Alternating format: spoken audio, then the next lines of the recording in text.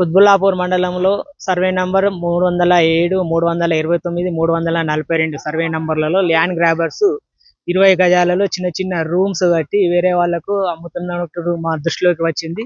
ఈ రోజు 5 బృందాలుగా ఏర్పడి పోలీసు వారి సహకారంతో డిమాలిషన్ కార్యక్రమం చేపట్టడం జరిగింది. ఇందులో ల్యాండ్ గ్రాబర్స్ ఎవరైతే ఉన్నారో వాటిని గుర్తించి వాటిపైన కఠిన చర్యలు కూడా తీసుకుంటాం. ఇప్పటి వరకు దాదాపుగా 150 చిన్న చిన్న రూమ్స్, అందులో ఖాళీగా ఉన్న ఇళ్లను మేము డిమాలిషన్ చేయడం జరిగింది.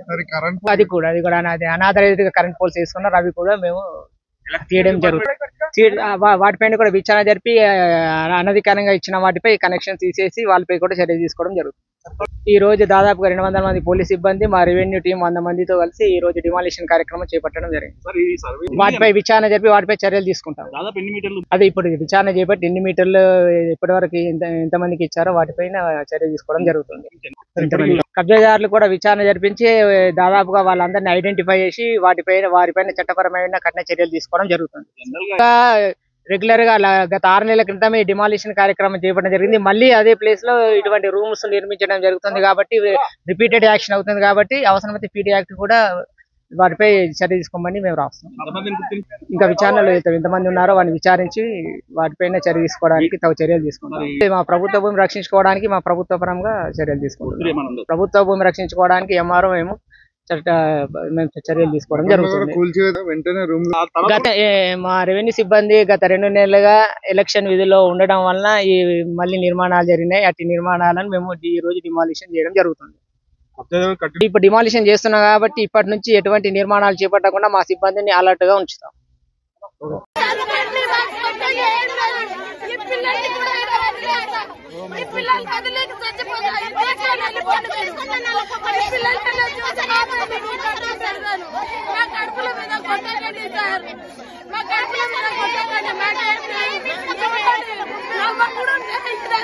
చెప్పండి